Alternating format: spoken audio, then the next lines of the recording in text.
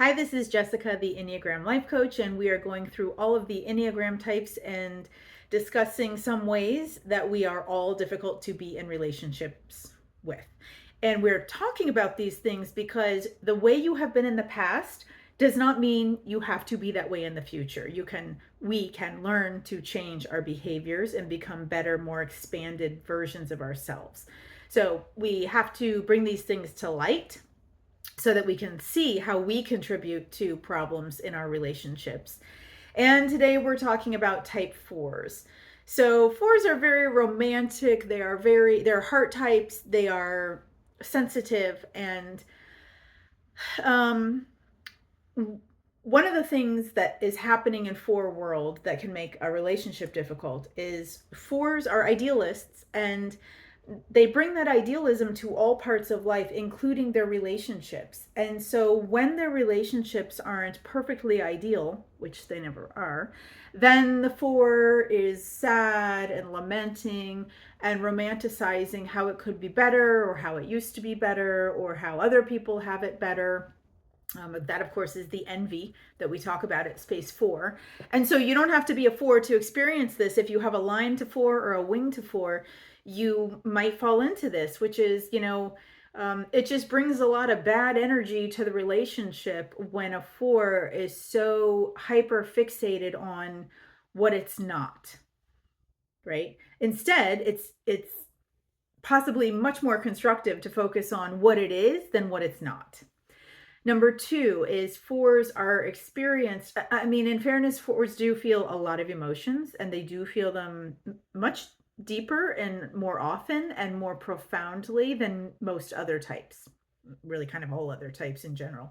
So, that capability of feeling emotions, especially neuroticism, which means negative emotions of anger, fear, sadness, um, that can create an intense roller coastery relationship. I don't know how else to say it, where it's like lots of mood swings and ups and downs, and you never know what you're going to get, because sometimes the four is cheerful and other times they are, on the floor sobbing.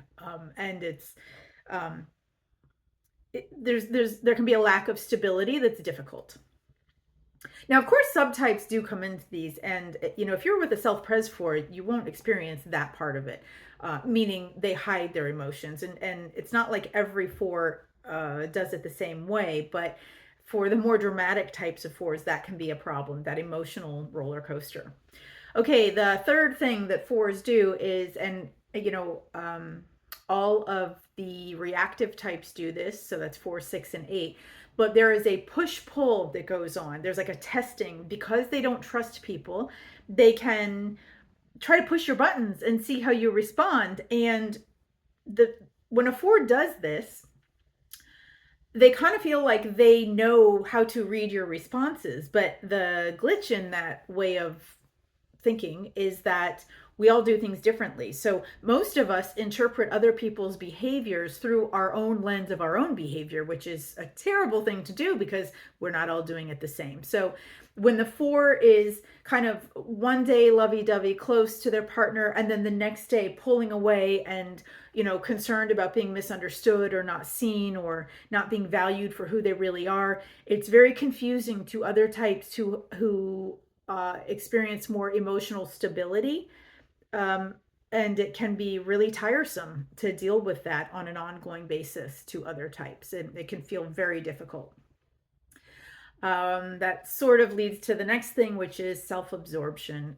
Fours are extremely introspective, and that in a lot of ways that leads to a lot of great things about type fours, including their creativity and their artistry and their empathy. But when they get stuck in self-world, they can get so consumed with drowning in their own feelings that it's all about their emotional experience. And it's sort of like all else in the relationship, especially all else that the other person may be experiencing or wanting or expecting, is just forgotten. It's just not even paid attention to. The four is so hyper focused on their own issues and their own pain and their own neglect and their own victimhood, that they don't realize, okay, well, there's two people in this relationship, and maybe your partner isn't experiencing the exact same thing, but they also might and very possibly are experiencing equal tumult in the relationship. Fours have this false narrative that somehow their life is worse or they experience things worse than others. And that's not true.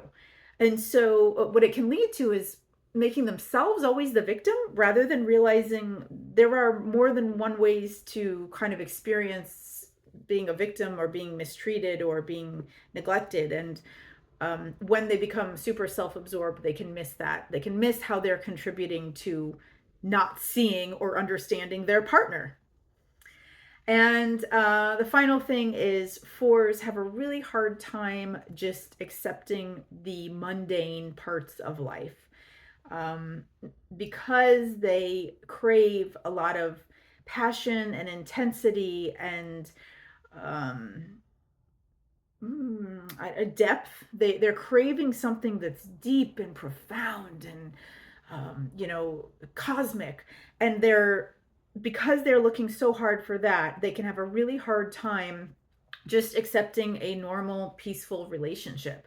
It can feel boring or defective if things are just, day in, day out, kind of the same routine, grocery store, going to work, going on dates on Fridays or whatever. It's like whatever just normal life is, they can start despising. And that's a real shame because, it's the little things in normal life that make up our lives. And if we have a disdain for those, we're going to miss. And a lot of fours do miss the simple joys of everyday life because they're searching for these really cosmic, deep, meaningful, passionate experiences. They want to be on the mountaintop of emotional experiences all the time. But life is not just mountaintops, it's mountains and valleys and in flux constantly. So that is some of the ways fours are difficult to be in relationships with, or those of us who connect to any part of point four, myself included. So I'm not trying to throw people under the bus. I know these are hard conversations, but it's best that we get the log out of our own eye before we start complaining about the splinter in the eyes of those we're in relationships with. So thank you so much for watching today. Please like and subscribe to this channel, and I will catch you in the next video.